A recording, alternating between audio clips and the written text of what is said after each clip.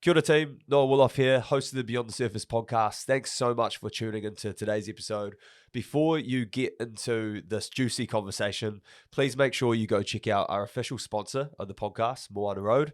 They really have something for everyone. They've got sunglasses, a whole range of awesome products. So check out their website and the link in the description below and support Moana Road because it also supports the podcast and helps us get more of the guests on that you love. Hope you enjoy this episode. Cheers. Jackson, brother, welcome to the podcast. Thanks for jumping on, man. Thank you. Thanks for having me. It's obviously been, a massive, past month for you, winning the NPC with the Lions, which is unreal, bro. What's the post-match celebrations look like for you boys? You still recovering? Oh, well recovered now, man. But it was a satisfying couple of days afterwards, knowing that we'd sort of done the job and. We would have been disappointed with anything other than in a championship. So the fact that we won it, I think we really enjoyed it. We just really took our time taking it, and it was pretty special. Insane match as well, and also capping off for you with 100 caps is insane, bro. I think you were the first player since Tana Umanga to reach 100 caps with the Lions. Is that right? Yeah, bro, crazy. I was at that game too with Tana. Well, watching Tana. No way. Obviously, yeah. I would have been 10 or 11 or something like that. Bro. But yeah, it's just so hard to hit 100 games these days. My old man was saying before Super Rugby and that you'd play Wellington year round, so you'd get 20 games a season, whereas now it's 10, maximum 12. So yeah, it's something I never thought would pop up, but bro, it's pretty crazy that it has. Yeah, what are your reflections on 100 games with the Lions? That's insane. It was an awesome week of reflection, actually, sort of forcing me to think about the journey in the team, and it feels like it's gone super fast. But when I think about who I was when I first made the squad, when I first debuted, compared to who I am now, man, it's two different people. I've lived so many lives in between my first game and my 100th. And it's just so cool. I'm at a place now where I just know how special it is. Yeah, I knew how special the people around me were to sort of embrace all of that. Walking out on the field with Rosie, Mali Milo Machu at the start of the game was honestly like peak life, man. That's my family. Having a family was a dream. Playing rugby was a dream. I'm putting them together there and living it out. So yeah, man, it was pretty surreal. That's beautiful, bro. Then does the club do anything special for you that we might not see just as spectators? Is there any special tradition or anything that they might give you? Is it a blazer, anything like that? Yeah, so there's a cap you get for when you play 12 games, 50 games, and then 100 games. So you go from a black one to a black and yellow one, and then I got the full yellow one. So that was the 100 game one, and they gave me a portrait, the one that came up on social media and that. Awesome. They gave me that in a frame. Sick, bro. And some kind words from Dupes after, and a haka from the boys was, some pretty overwhelming moments through the week, but I was so proud to be able to have experienced them. That's incredible, bro. Must make you feel pretty old, eh? 100 caps and what, you're 29? I'm 30. Just turned 30, yeah. Hey, happy birthday. Yeah, you must feel like a veteran almost.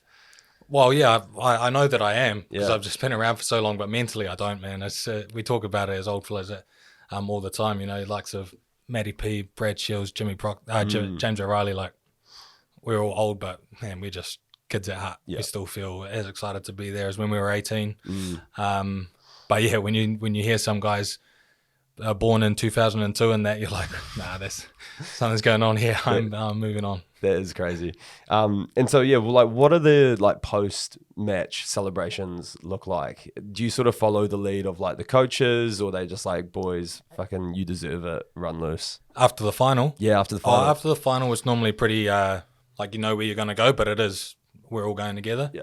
So obviously you got to, we went to the change room and the boys had the strobe light going, just the team. That was so cool. Strobe light, music blasting. We were just dancing around, lifting each other up and that. So that was a good hour with just the squad and management. Then you go through, you meet with all your family and friends, sponsors, do a little aftermatch with them, thank all the right people, celebrate with everyone that's involved in the season, because it's not just the boys that play, and We always like to honour that. Nice, like the staff and management and stuff. Oh yeah, staff management, but then wives, partners, mums, dads, brothers, sisters. You know, there's so much that goes into a person before you get to the field on Saturday. Yeah, that's right. Yeah, like I wouldn't be able to do what I do without my wife or without my family's support. So then that's just me. I know that's true for every single person in the room. So yeah, bro. So we do that, and then normally we had Mishmosh. They were one of our main sponsors. We always like to go there, and we had that set up to go to. It was sort of booked out for us for the first half of the night. Nice. Didn't lose any of the boys out in town. They all stayed pretty close. Nah, everyone was pretty close till about 11:30, 12, and then they depart. Yeah, a few boys drifted into the shadows. Nice, man. Oh, that's awesome. And like I think what was going like quite viral across like Instagram and that were the like Welly Hoorah chants that you were leading, bro. So yeah, they seemed sick. Like, is that like a long-standing sort of chant of the club? And how do you find your way to actually like lead those sessions with the boys? Well, we've been doing that since 2016, I think. Before that, there's an old Wellington Lions song. It was quite long-winded, one of the old school ones, like da da da da da da da da. But then it was Brad, who's there now. He wrote it. Did he actually write the Welly Hoorah? Yeah, he wrote the song and ran it past Jeff Tuamanga Allen. Said, "Do you reckon we can bring this in with the boys?" And they said, "Yeah." And Brad was the original leader. No way. He was the original energizer, so he did it, and he did it until he left. And then I don't know. There was no vote or anything. I sort of just fell into it the first time, and the energy that you see on Instagram, I tried to bring that from the first time I did it, and the boys enjoyed it, and we all enjoy it. So yeah, it's a good part of the week if we get to sing that song. That's sick, bro. So is Brad like sitting on a beach somewhere, like with a notebook, like right? Like, how do you write that? He said that he was just writing stuff. He was in bed, and he was just had these ideas coming into his head, and he'd just write them down. And good. Yeah, and it just came, and it stuck, and it's stuck since, and it's been cool, and it's been buzzy to see other teams now from other comps and either using it or asking to use it. Yeah, because it goes off. Yeah, bro, that's sick. No, yeah, bloody good chant, and well done leading it. Hopefully you didn't have to like crack any highs a few times, but I'm sure that was bound to happen. The worst high I cracked was when we lifted the trophy and we sung it, and I sung it in there. And I was mic'd up, man, and I'm glad they didn't put the crack the high one in there because like a year 7 prepubescent young man, man, making me feel young. Like if you think about like the Lions squad, bro, like what has the success of like winning the NPC and like the tight companionship that you have with the boys, what has that sort of taught you about like teamwork and leadership from your experience in that season? I think not just from this season, but from the last sort of 4 or 5 seasons. The importance of relationships within a group. You can't manufacture experiences with each other, both on and off the field. And we've got to a place now where there's guys that have been doing this for 15 years together, not necessarily in the Lions, but from school. They come up, they're either watching each other, playing with each other, playing against each other. You know, there's a couple that have come from out of town. Like Dupes he's not from Wellington, but is he Taranaki? Yeah, he's from the Naki originally. Yeah. But 2017 he's been here since, and he has thrived here, and he's brought in straight away, and sort of he's an adopted brother now of Wellington and Porirua. But yeah, there's so much talent around New Zealand rugby. But the more close you can get as a unit, the more aligned you can get on a goal. The better you can call each other out comes from closeness, you know. Yeah, right. And it sort of just all leads towards good performance. Yeah. Well, what does that look like in a high sport environment? Like especially having to have like uncomfortable conversations with players and maybe your teammates. Like, how do you guys manage that, and how do you manage that as a player, maybe having to call someone out in the squad? I think the older you get, the more you realize how not personal it is. Especially between senior boys. Man, it's so cool being in a team meeting and someone will say an idea, and then someone over the other side will say, "Oh no, I don't agree with that," and then someone else go, "Oh, why don't you agree with that? I kind of agree with that." Yeah, true. And it's not like a fuck you. It's like let's talk about this so we all understand it, so we're all on the same page and really buy in.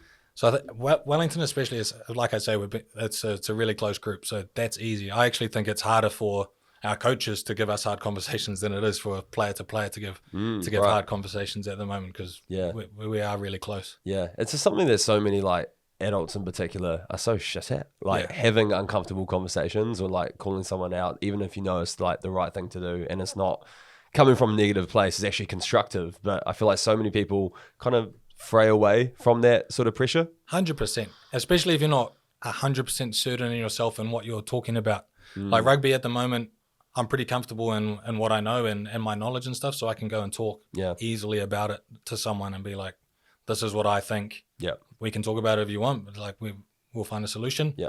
But say a hard conversation with someone you don't really know about life, about kids, about family, and it's like, well, is this even the right thing to say? Yeah. And then you've got to go say it, which is tough in the first place. And totally. Then, I mean, they come back and then you're like, passive. Exactly. What's the especially as like a young fella, because you started at the Lions. How old were you? Were you a teenager? Or were you 20? 18. 18, yeah, there you go. Shit. Yeah. Like, can you paint the picture for the audience? Like, what sort of pressure is put on these young players where you've got like your first contracts and just trying to like fit into a team alongside people you've probably been idolizing and watching for many years? Like, do you like, what sort of memories do you have as like young 18-year-old Jackson? Well, this is one of the reflections I had, like thinking about where I am now playing 100 games, is I just had no idea what being a professional was all about. Like it was intimidating being in the group that I was in because of the players that were there, that I idolized, and you know, you're watching them on TV one year and then the next year next to them. But I probably didn't understand that regardless of experience or age, I still had to prepare like I was experienced or like them, because man, I think about my debut and I was unprepared, man. I'm a 10, so I've got to know, I should know all the calls. I should be able to make the calls for the team and tell them where we're going. I didn't know one. That was at 10, ended up coming into the team late, and then our second 5 got injured, so I came on at 12. So I didn't know any of the calls. If I was 10, then I'm playing out of position that I've never played before. True. Lima Sopoanga at the time, he was making a call. I had no idea. It was Ardie and Matt Proctor was supposed to stack up behind me. Yeah. And I'm going, why the hell are these guys behind me? Like, this is weird. And then Lima ends up just screaming at me, throwing a short ball to Ards because I was just way out of position. But I think about just how naive I was as a young person, like just unprepared for that level compared to where I've ended up. Yeah. As a senior player in the team, it's pretty funny to think about. Yeah, bro. No, it's cool. You've still got those memories, around your first game and not knowing the plays, and I guess that would make you put yourself into the shoes of, you know, some other young fellows just joined the squad, and even maybe they do know the plays, but just like the pressure of the moment, because so many people are like great on the at training, and then, you know, actually playing in the stadium under those lights, that's where some people just can't perform in that state.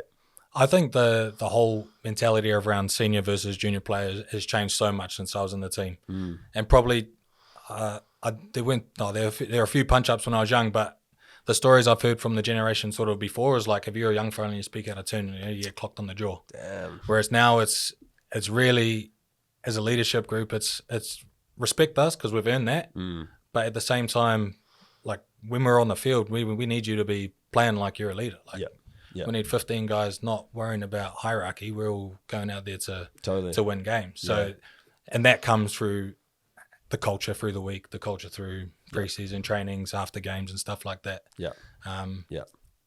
So I think we've got a good balance in Wellington at the moment. And was like, obviously with your family, bro, with Stephen, your old man, being an All Black Highlander, and your mum Sue being a Black Fern, like there's no doubt that your sort of genetics and your sort of family ties to the game would see you be quite cemented in rugby. But was being a rugby player something you always wanted to be? Yes and no. I always wanted to be like mum and dad, and they were rugby players. But because we were following dad's career around, I was in England from 4 to 8, so I was full on football or soccer. True. While I was football. Yeah, football. So I was in a couple of academies in that when I was young over there, and I really wanted to, like, that's what I wanted to do. Like, I played rugby because it was fun and with the junior sort of side of dad's club. But I love football until and then we moved back to New Zealand, and it was sort of all my mates playing rugby. So it's sort of frowned upon in New Zealand, eh? Sort of switched over. Yeah. Frowned upon, but it's much more popular, and the Phoenix sell out the stadium. So yeah, true.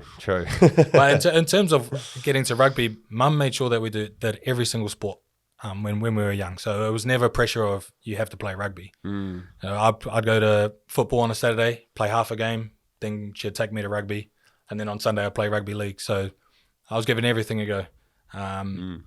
And rugby was the one that I sort of fell in love with. Yeah. Do you remember like that moment or that game where you sort of like fell in love with the sport? Nah, not particularly, because I just always loved playing sport with friends, no matter what it was. I sort of started taking rugby seriously when I made the first 15 at Scots, and I suppose when you like the first 15 is probably the first level where you're really passionate for a cause, like you're representing the school. We had some really big wins against Wellington College, winning our quad and stuff for the first time there, which really brought a lot of pride, probably that I hadn't felt before. True. Because I cared so much about it, and those were special moments that I still hold to my heart. And I remember when I think of my rugby journey. That's me, bro. And because you were like really young when you got made first 15 for Scots, weren't you?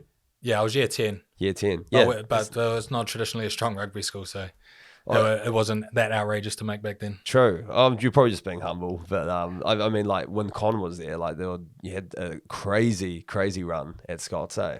Yeah, well, that was sort of off the back of what we managed to do through luck. Like, I remember when I started in year 9, the first 15 lost the Division 2 semi-final or something like that, and the chat from the seniors was, "This is the best team we're going to see forever." Like, True.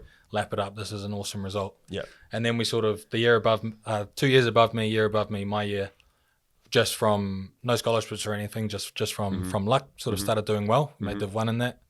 And then from sort of making Div 1 semi-finals in my last year, after that, they sort of started hunting around for some good players. And yeah. We used to always get all of the chip. Because I went to Aotea College in Porirua, and all of our like good players would just get like shipped off to the town schools. It would be like, fuck. Yeah. But awesome opportunity. Like they get to go to like a private school and have that education paid for them, which is pretty sick. Yeah, 100%. So did you play with like Ardie? Like who was in your sort of like schoolboy era of sort of first 15 rugby? Yeah, so Ardie and Matt Proctor were the year above me. Yeah, they were the dominant forces, and there was not too many in my year, to be honest. James Blackwell's, your Wes Goosens, they were all sort of the year below. Julian was still at school when I first started school. He was probably the first superstar you ever heard of. Really? Yeah. Even like throughout high school rugby? Yeah. True. Oh, first high school superstar you sort of you sort of hear about. Hey. I remember I think I was year 9 and I watched at Porirua Park, Wellington College versus Moana College. That was sort of like Lima versus TJ. Oh man. Those teams were both stacked. Damn. And I just remember, man, those guys are awesome. Those are the All Blacks. They're gonna crack it. Was Ardie still like an absolute beast? Oh yeah. Because he went to Rongotai, eh? Yeah, cheat code. I remember one year, it must have been his last year, I was year 12, and we played Rongotai, which is sort of a local derby for Scots, and we were doing all right at halftime, and Ardie had been playing in the midfield, I think, or flanker, one or the other, but he swapped at halftime, and it was like, he just decided Rongotai's going to win this. Unreal. And it was just like, game over. He could do what he wanted, and he still does it. Damn, he is such a monster, eh? Like, what do you have any like particular moments which has really stood out from your time playing with Ardie that like where you can see, like how he is a step ahead of like so many players at the moment? Oh, in terms of playing, it's not a moment. It's every moment. It's sort of like how we're speaking about Dupes before the pod. Just every single time they get the ball, every tackle they make is just like, if you're standing behind you like that, looks sore. Yeah. Like that is impressive. Like, okay, sweet. If you're doing that, I better try and do something like that. Yeah, it's that intensity. Like it's just only a special type of person can play like that and play like that all the time. What are they like in training as well? Like what's Ardie and like Dupes like in the training environment? Like I'm imagining still giving that like 120% energy all the time. Yeah, still intense. Probably not like if you see the boys screaming when they're making tackles and that. They're not doing that. Yeah. But they're not doing anything like that. But when it's game day -2, which is our big session for us. You know, it's pretty close to a game, and the boys are looking to sort of dress rehearsal for the game, and they're definitely up. Yeah, that's mean, bro. I was really keen to also just like speak a little bit about your mother, bro, who sounded like just the most amazing woman. Sue, and obviously a lot of like sort of sporting background. I think she played like basketball, athletics, and like representing sort of national level as well. And she was the first woman in New Zealand to coach like a premier men's side, being Norths. And I believe she also coached you as a junior as well. So yeah, bro, like what can you tell us about your sort of memories with your mum sort of growing up? Yeah, man. She was an awesome lady. Full of energy, full of determination, full of influence over the people around her. She was very, I don't know the words motivating, but yeah, pushed us to sort of be the best that we could be in everything that we did. It's tough. I don't remember much of her before she got sick, which is sad. But the more I'm realizing as I get older and reflect on it, the more she didn't even let us understand how sick she was during that time. Because my memories are still, she was fucking doing everything. Wow, really? Taking us to everything. Yeah, like you say, she was coaching us, being like 3 years into fighting cancer and stuff like that. So it was just young naivety probably from me and her probably protecting us from an actual understanding of how bad things were. But all I remember is energy and love. Wow, that's incredible, eh? And like, if you think, like, we're both parents, it's like putting on that like strong front for your kids is always like something you always do as a parent, even if you're feeling shit or miserable and you don't want to sort of front up to something. So yeah, the fact that, you know, while your mum was battling cancer, she's still coaching you and like being there for you, and you actually don't have that memory of her maybe being so sick or like frail or not being able to do things. It's a testament to her character, bro.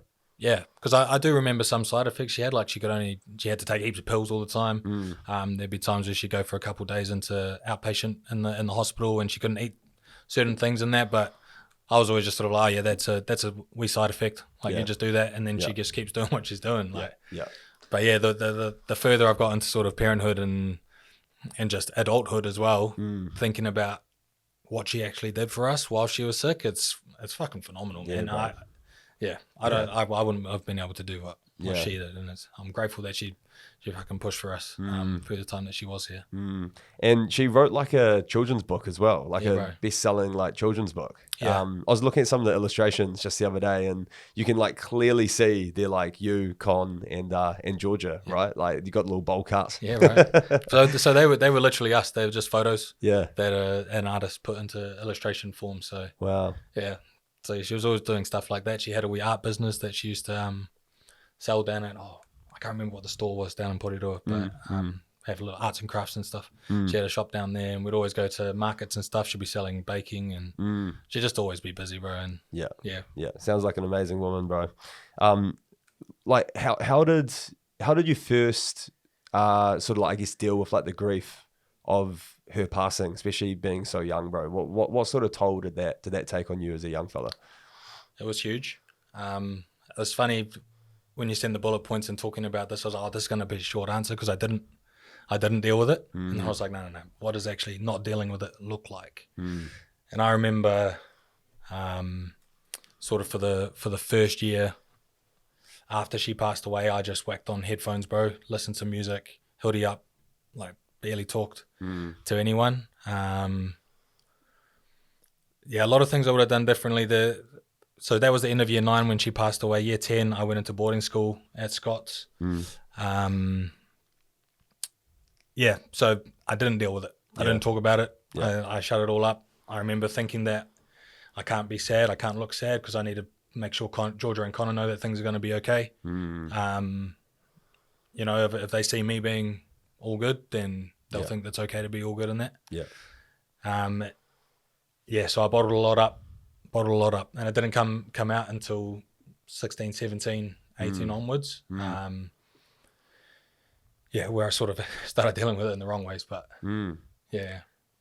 So you're sort of like compressing that emotion, chucking headphones in, probably being like less social, not talking to people or expressing what you were feeling. What happened when you were sort of 16, 17, where it all, because you can't bottle up those emotions forever. It's like shaking up a bloody fizzy can of Coke. It's gonna explode.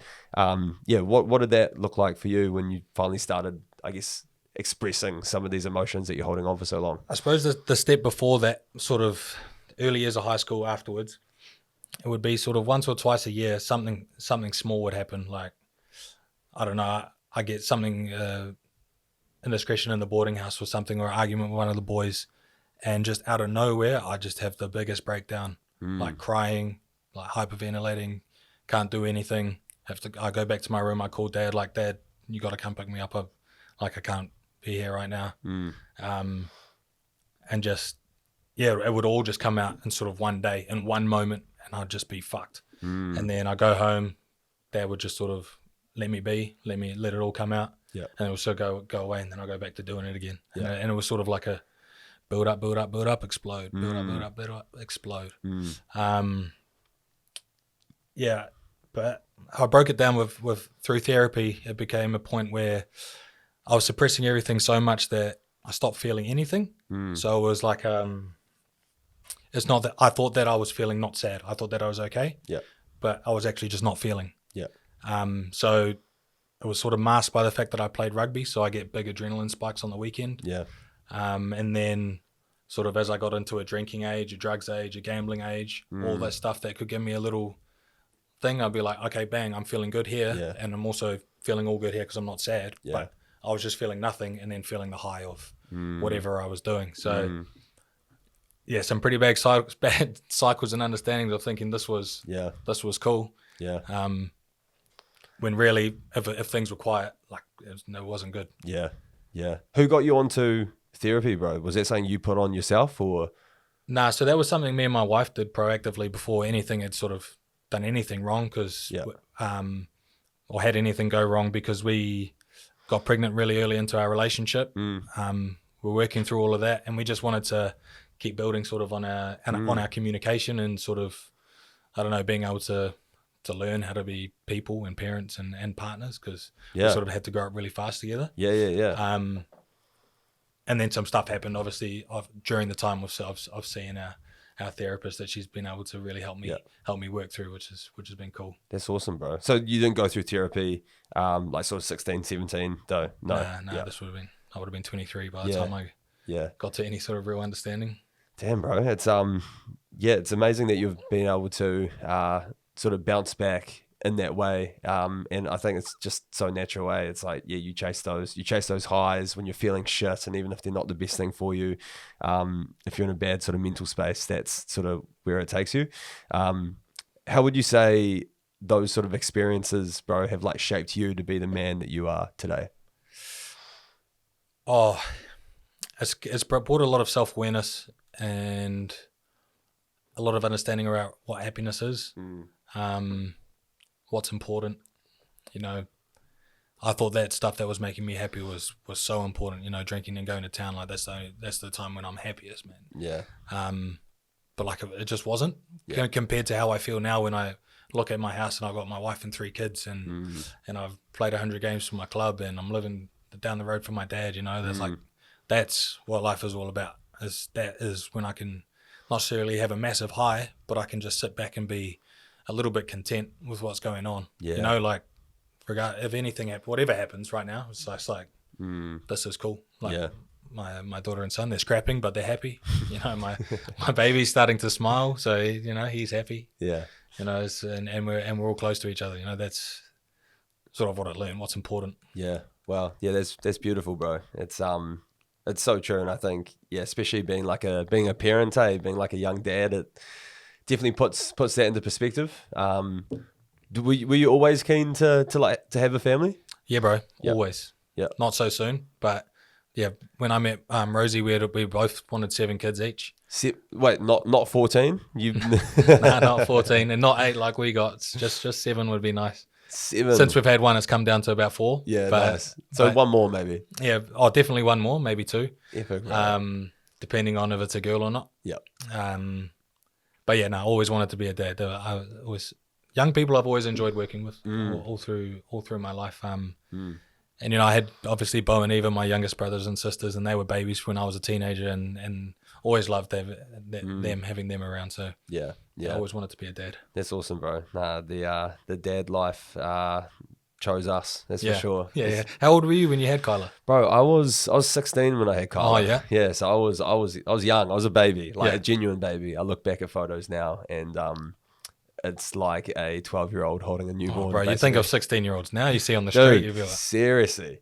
So yeah, it was a massive shock, and actually had this is where me and like Connor actually like really connected as well, because we both stupidly, because we were so like nervous and afraid of being a dad, we both like hid it from our parents. Oh, and yeah. I know Connor sort of did the same thing. Completely.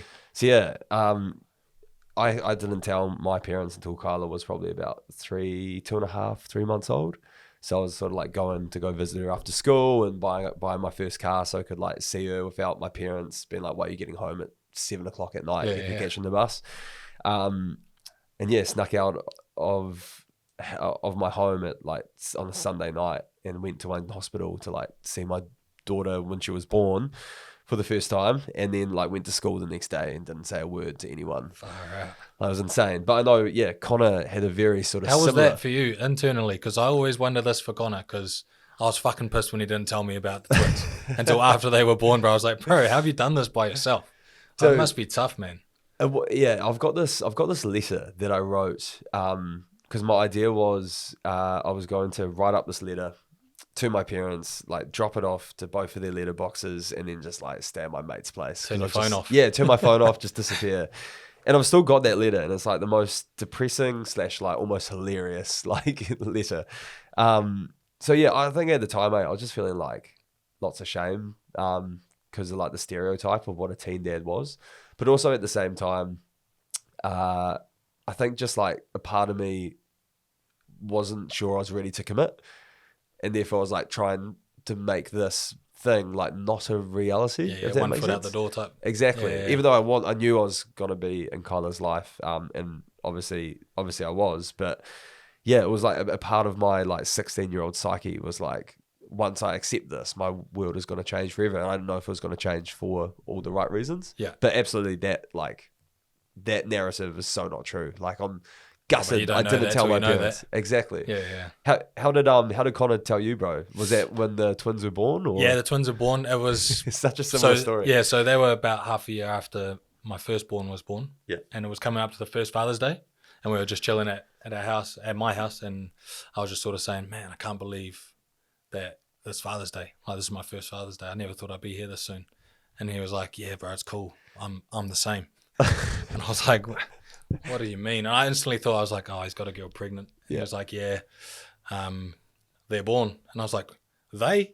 What do you mean they? He's like, and they're born? There's more than one? He was like, yeah, look and show me some photos and stuff. So had he told like your old man and stuff at that point? Nah. So I think I was the second person that he told. He told Belle, and they went to meet them for the first time. Holy shit. I don't know what order he told the siblings, yeah, but it was a couple of days after that he told me. Bro, that is crazy. Yeah, it's such a similar story. And of course, Connor would do that just so like nonchalant, like, yeah, same. I know, Mother's bro. Day is pretty cool. I know. And at the first, I was just shocked, and I was like, oh my God, like, this is cool. How do you feel? Blah, blah, blah. Then it settled, and I was like, bro, idiot. Like, why wouldn't you tell me that? Insane. That's so funny, because I remember like having to tell my mum and doing the same thing, right? Like, she originally thought I was coming out as being gay.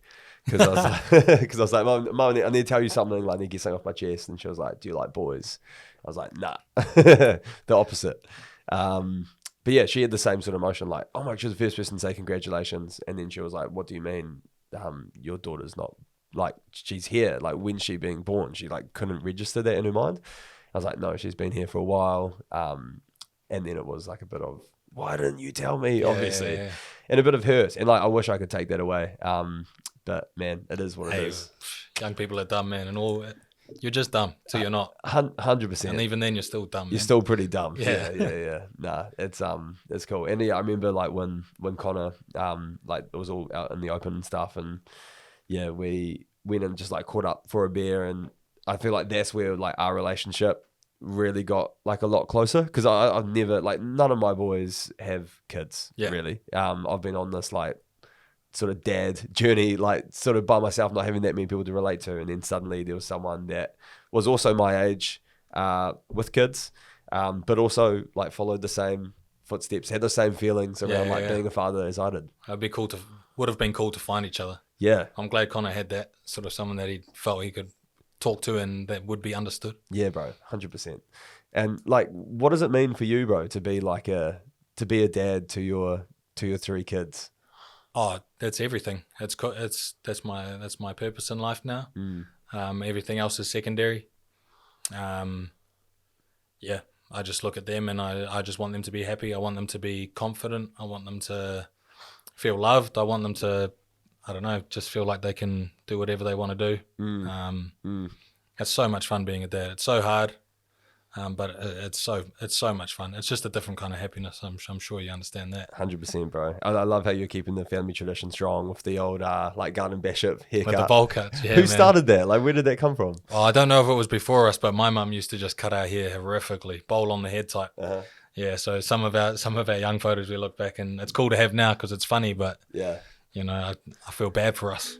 What the people would have been thinking walking past. Well, you're passing the tradition on because I think your boys, he's been rocking one of those. Yeah, cuts, he's got a bowl cut. He's still got the fringe. He's shaved his mullet off though. Nice. He didn't want the hot head anymore. But it's much cuter on him than it was on me. I think. Yeah, he definitely rocks it. It looks good. It suits. And I guess, bro, like throughout your career, like you've moved and played in multiple countries, all different parts of New Zealand. You've gotten spent time over in Japan, also over in France as well, quite recently. Like, what is that like, especially with a young family, bro? Like, what sort of pressure does that put on the sort of family structure and for your kids? It's hard, bro. It's hard. What we've realized as a family is that New Zealand is very family centric, very kid centric. You know, everything is easy to do that, and with the accommodation for kids. You know, Japan, it's obviously big city life. You know, shoebox apartments. All the kids traditionally go to school. Ours weren't, obviously. And then all the sort of the activities that you do would be pretty hard to get to, and only in certain times of the day and that around the school hours. So massive pressure on my wife. Yeah. Whereas it's easy for me to go into a team and meet friends, make boys. And have a purpose because I'm going every day. I've got structure. Totally. I'm training hard. Routine. We get to the game. You know, I'm having fun. I'm doing what I love. Yeah. Whereas for her, she's sort of figuring out how to make friends. In an isolated situation. Yeah. Sort of how to navigate language, society that you don't understand, and then dealing with 2 toddlers that are nuts in any environment, you know, regardless of country. Hard out. You know, so it's really hard, and sort of the I don't know, the shine that you see on an overseas sabbatical or you know finishing your career overseas is really put into perspective when you have to take everything into account, not just going over and making more money and playing the game in a different country. Shout out Rosie. Oh, 100%. Holy shit. Shout out Rosie. The last 2 years since we left after 2022 has been next level. Damn, honestly, man. And I'm so grateful that she's got us back here like in one piece. Yeah, and, 100%. I guess also to do all of that, like while you're carrying a child, like while you're pregnant as well, like that's got to be insane. Oh, so yeah, obviously everything with coming home has been next level. We were prepared to have Machu in France, and that was all set up where we knew where we were going and what the plan was with that. And then obviously the reality of having to come home in an instant. She was in sort of days away from not being able to fly, you know, when you get to how many trimesters or whatever. So she had to get that all cleared from what they call the midwife. To make sure she was actually okay to fly home. To make sure it was safe for her to fly home. And that was just the physical stuff, and then the emotional stuff of taking care of me, being the admin person because I was in no spot to, taking care of the kids because I was in no spot to, and just getting back here, man. Honestly, a beast, and I think it's all mums everywhere. They find another, they find a second wind when it comes to that sort of thing. But Rosie's the epitome of it. I'm very grateful that she's in my corner. Yeah, bro. No, that's amazing. And yeah, just again, shout out Rosie if you're listening to this. Yeah, it's incredible and like amazing you've been able to find like that person for you, bro, that can like support you throughout all of that shit, because there is so many people out there, even though you think you might have found the one that wouldn't be able to handle that sort of pressure and be there for you in that way. So sounds like you guys are just like a fucking great couple, eh? Yeah, and it's been learned, and we've grown together, and she stuck for me through a lot of shit. So I'm happy that she has, because right now from not having anyone that I felt comfortable to be emotional around, to being able to cry at home in her arms whenever I need to, and just know that I'm safe with her. It's cool. It's cool. It's a new feeling for me over the last couple of years. And it's a special one I want to hold on to. Yeah, that's mean, bro. It's it's been fucking crazy since June and Connor's passing, and like I still remember the phone call that I got from my bro Oscar, who lives over in London, and sort of calling me at like, I think it was like 5:30 in the morning. I was like, "What do you want, man?" And then he sort of broke the news. Just couldn't fucking believe it. And it still doesn't even seem real. Like Connor's not here. I always find myself like still looking at his Instagram like all the time, and looking at like just videos, and it's hard to comprehend like a man of that like stature and that personality just isn't with us anymore. But yeah, but looking at photos and stuff, I feel like it's impossible at the moment to switch to a feeling of remembrance. Like you're looking at photos like this is a memory. It's like, oh, fuck. You know, it's hard to put that into words, but it's the same for me, bro. Like I keep waiting for him to walk in the door. I can hear his laugh as clear as day. I can hear him saying "Lily," just like he's right here in the room, bro. It's fucked. It's honestly fucked. It's so brutal, man. It's so fucked. And like, man, I can't even imagine what that moment was like for you, being overseas, and like you obviously got a call from someone breaking that news. Like, how the fuck do you even like process that when you're literally thousands of miles away on the other side of the world? Like, it's a bit of a blur. I don't think you do process it. Shout out Georgia. She is very brave. She's the one that called me. I'd had a couple of missed calls from my cousin Aaron, just saying we need to link up. And I remember thinking he's linked to Moana Pasifika. I was like, oh, maybe he's fucking calling me to get a job. And I was like, oh, hey bro, I'm free this time, blah, blah, blah. And then, Georgia had managed to get a hold of Rosie on the phone. We were just getting in the car. And the words haunt me, bro. This is like, I've struggled to sleep at the moment. And I don't know how to tell you this, Jackson, but Connor passed away last night, is what she said. And bro, pain, man. I don't know how Georgia did that. And I'm so grateful it was her that did. Although I wish she never had to fucking do it, man. But like, it's so bizarre hearing words that give you a physical pain through your whole body. And what were like the next steps for you guys? Is just because you guys are basically on a plane like right away afterwards, right, to get back to NZ. How do you even organize that? I was hitting hands in the house, bro. I was just look at flights. Georgia was in London at the time, so it wasn't too far away to get to, which was cool, because I was just like, fuck, first step, get there, like just go see Georgia. And so I was like, Rosie, look at flights, start packing bags, we're off. And so she did that. She was on the phone to Georgia's fiance Luke. They were sort of been doing all the admin behind it, sort of slowly stumbling around the house, like trying to pack. Kids asking what's going on, why are you crying, why are we packing?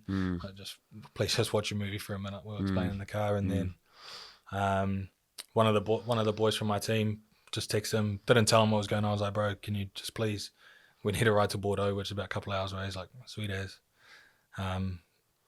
Shout out Sam. And then we were just gone, bro, and I've never gone back, and which is bizarre. It's literally it's one of those things that it just doesn't register. And yeah, like I guess and also for people like listening who may never have been blessed with the opportunity to like meet Connor, is like everyone that he was literally the sort of guy you walk into a room and the room fucking lights up. Oh, bro. He Envied just, him. bro, he had that like infectious energy where he would just make like a shit day good. Yeah. And yeah, it was just universally loved. And yeah, it's still just, it's so hard to comprehend.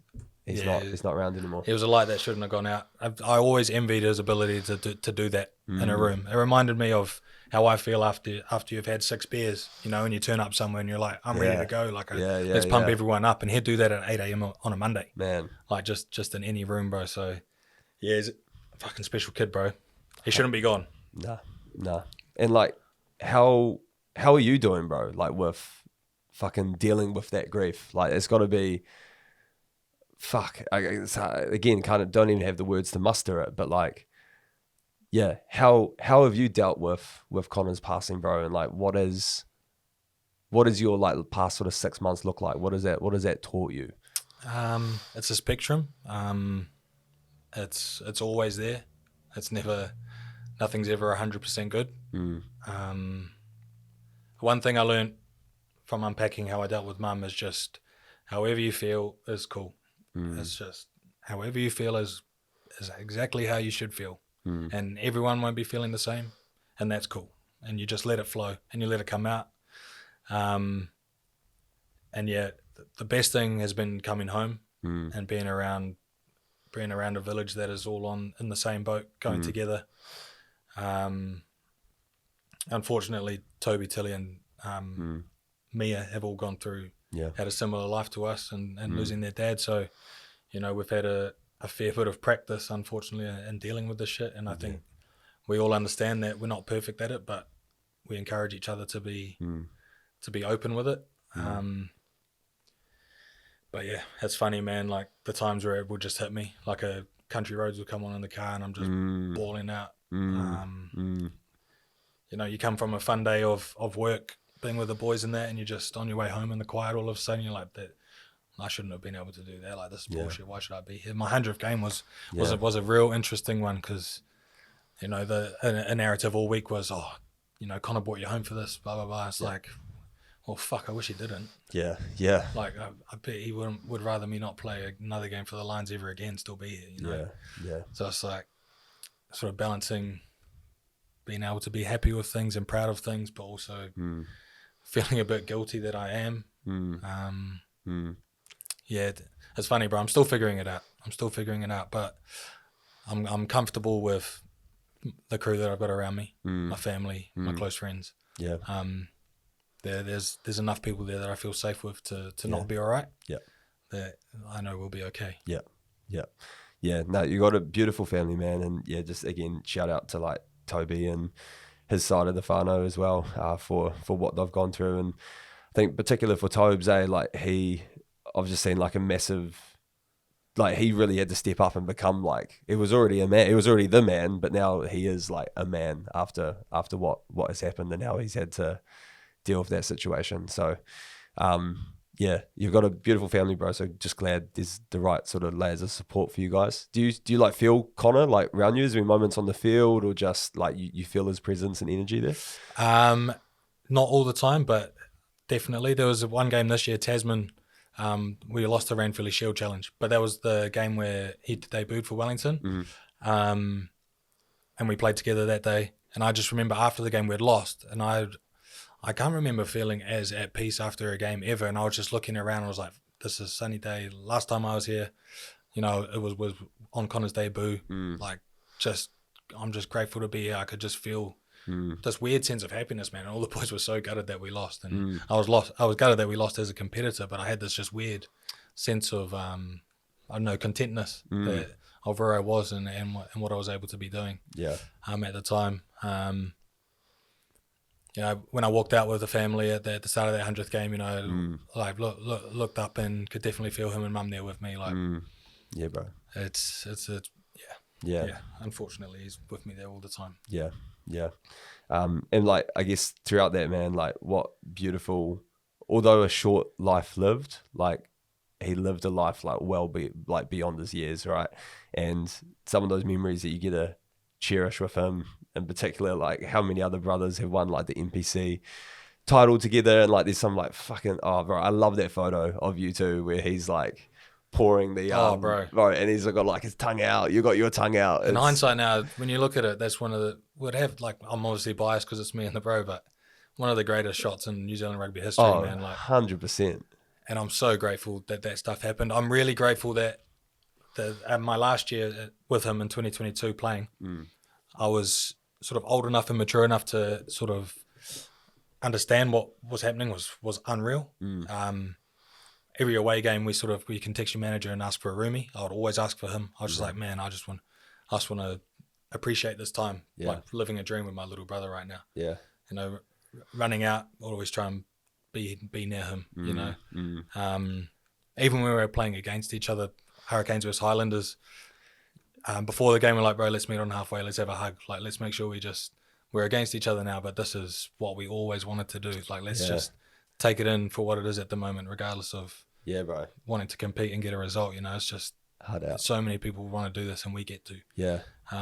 So I'm really grateful in hindsight that I was mature enough to sort of make the most of those opportunities. Because if I hadn't, I would be regretting it now.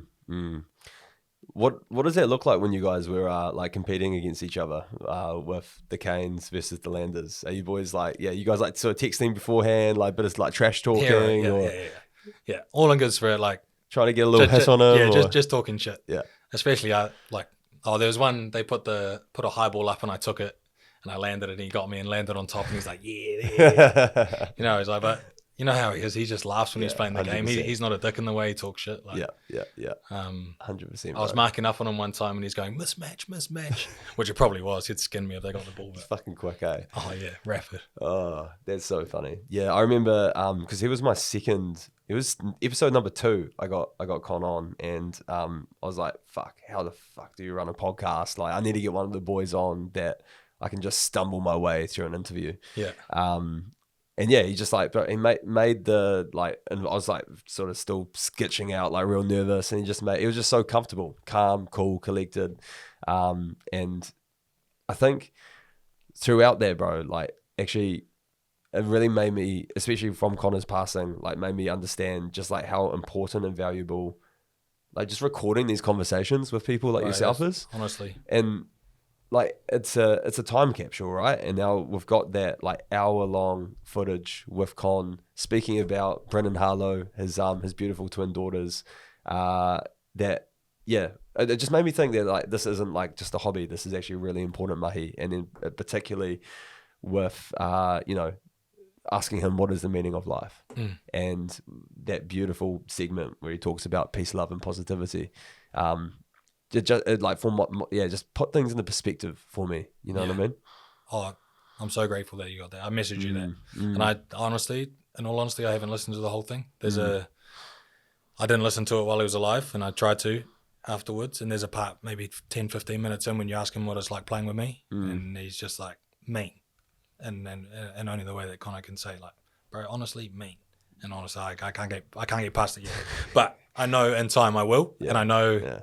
Forever I'm gonna enjoy listening to that and just hearing his voice so casually for an hour long, and when his daughters get old enough to understand, hopefully that can be a part of understanding who he is, as well as obviously hopefully through us as much as possible. 100%.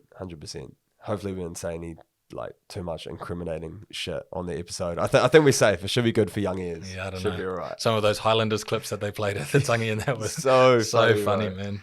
Your speech was amazing as well, of like not trying to be funny, but at the start when you're like, whether you knew Connor for 10 years or 3 minutes or something. Bro, honestly, that was not planned. I didn't plan that, man. But that just goes to show how everyone knew what he was like. Oh, 100%. Everyone was on the same wavelength. Yeah, definitely. No, it was definitely a good one for the ladies for sure. I thought that was hilarious. And he would have been cracking up at that. Man, it's just, you're fucking an amazing guy, bro, and there's so much like love and support for you and the family, and it's amazing to see, and I know like Connor would be so proud of the sort of stride that you're taking him in all of these spaces. And it's the most horrible of situations, but yeah, you're fucking doing him proud out there, bro. Yeah, well, it's funny, bro. Like the whole season, obviously we're having a good season for Wellington, and everyone's like, "You're playing for Connor. You're playing for Connor." I was like, "I'm living for Connor every day. I'm trying to live my life for Connor and my mum, and just in their name.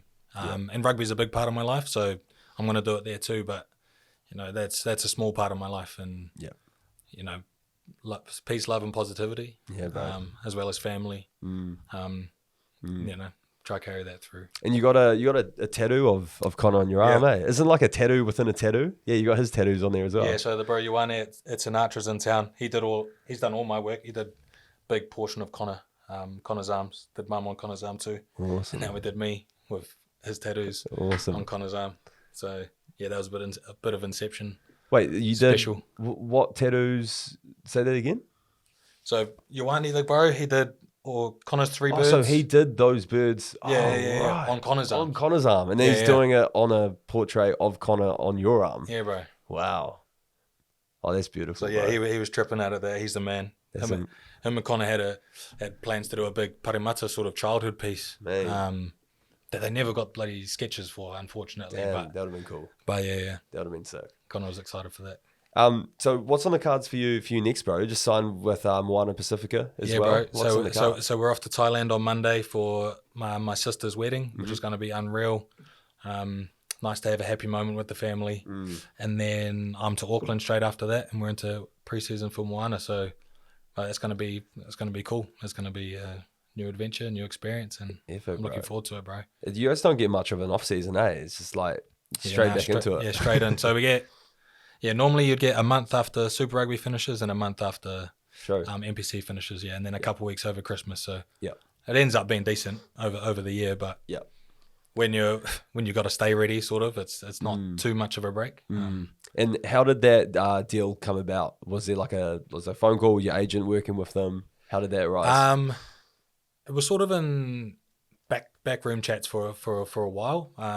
Where I was in France wasn't going too good, and the assistant coach there had just got a call from Kevin Senio, who's at Moana Pasifika, just saying, are there any players around that you know are off contract or anything? And he threw my name in the hat. This was before I wasn't leaving France, and I was like, far out, that would be cool to get home and be back in Super Rugby and stuff like that. And that sort of fell by the wayside for a little bit, and then obviously, when we came back after Connor passed away, I didn't have any deals or anything. I didn't have Wellington or Moana, but I was always we were just coming back. We decided that regardless of rugby, we were going to be in Wellington, stay here with the family. And then, it sort of just eventuated. I think they found that out and knew that I was going to definitely be here, and then sort of looked more seriously into it. And rugby-wise, it couldn't have worked out any better in the end. Being able to play for the team I love forever, and a team that's building, that's for the culture and for the people, and a movement that I'm excited to be a part of and be in New Zealand is it's surreal that it's turned out the way it is. That's incredible, man. And what is most sort of exciting or intriguing for you about joining Moana Pasifika? I think there's the rugby and the culture. I think rugby wise, I think the way they've been building over the last few years, and a lot of the squad's still there. They're probably going to be up and up regardless of who they signed. And then they've got the likes of Ardie, Solomon, Alaimalo, and Pone from Aussie. Like they've put some big pieces in there that, regardless of ability, will bring experience and probably a bit of consistency that they've lacked over the last few years. So I think there's a real opportunity to do well rugby-wise. And then the culture side of things, learning about my Polynesian roots, bro, it's something I've always been proud of, but I'm full plastic on that side of things. Like, Dad was a plastic when he played for the Manu, but so that I'm a generation further away. But super proud of it, and super just keen to just go with an open mind and learn all I can. Because I know from when I was in the New Zealand Māori, that was one of the best parts about being in that team is learning waiata, learning about the culture and your family and your past and stuff. So that's awesome, man. You'll be doing the team chants in no time. Nah, man. New kid on the block up there. I'll be head down, tail up. That's epic. And Tana is coach as well. Yep. Yeah, he's the head coach there. Effort. Yeah. Man, it's going to be awesome. Yeah, it'll be exciting to see how your boys' season goes. But I think, the experience that you'll bring, Ardie, and the other boys will be massive for those and just grow the sport as well. Hopefully, bro. Yeah, hopefully. Yeah. Be good to have 6 competitive teams in the country. 100%. That's awesome, man. Will there be any like trash talking when you come up against the Canes? Oh, I'm sure. I'm not much of a trash talker. True. Who's like the most lippy, do you reckon? Who do you get the most shit from? In the team? Yeah. I'd probably go back and forth with Pete a bit if he's playing. Okay. Umanga Jensen, just because we're tight. I won't talk shit to dudes because he'll smoke me. That's the thing. I don't talk smack because I just, if you don't back it up, then it's like rub in your face. But fair enough. Let the other boys do that, and I'll steer them around the park. Fair enough, bro. That's awesome. So, man, well, we'll move over to some like quick fire questions. But before we do so, where can people keep in touch with you and your mahi? My socials. Yeah, your socials. I'm hardly on them. Jackson G Bachop on Instagram. That's all I'm really on. Nice. So we'll chuck a link in the description below. Jackson, bro. And just, dude, before we even move to quick fire questions, like thanks for jumping on, man. It's been such a cool chat. Yeah. And stoked we were able to do this. Yeah, no. And when I knew that Connors was there, I was like, oh, this is something I always want to do. Yeah, bro. Obviously, friends are friends. You're one of the boys, so yeah. I think this is cool. It's important down the line, I think. 100%. Yeah, we have to do our round 2 sometime. I think you're also the first brother duo on the podcast, nice. so it's a bit of a legacy tick box. Cool. What brings you true happiness? True happiness is family, time with family, seeing my family happy. What is the meaning of life? Meaning of life is spending time with and doing things that make you feel happy, make you feel loved. I think it's as simple as that for me. Advice you wish you knew about when you were younger? Hug your mum and dad as much as possible. It's okay to be sad. And you are loved. Nice, bro. What does legacy mean to you? Connor said it best, I think. It's what people say about you after you pass away. Hard out. And I think it's so cool after he said that everything that thousands of people messaged me saying was just the most beautiful stuff. So, it gives me great pride that he was able to say that to you and then live it. Yeah, bro. Upheld his legacy for sure. And he upheld his word, man. And yep. Yeah, no, I'm proud of him for that. Yep. If you could change one thing in New Zealand, what would this be? One thing in New Zealand, probably the tall poppy syndrome. Just, I don't know, allowing people to be themselves and allowing people to be successful and be happy about their success. I think people are too quick to jump on calling people arrogant just because they're proud of being successful and proud of being talented. Couldn't agree more, bro. Couldn't agree more. Well, what do you believe is the main thing that is holding back young people in New Zealand? Probably social media at the moment. Probably, especially from seeing the way my little sister and her friends what they care about, versus what sort of we've grown up with social media, but not as much like what we care about in terms of connection with people and happiness and what your family and friends care about you. I feel like the young generation are caring a lot about what randoms care about them. They don't actually have any effect on their life.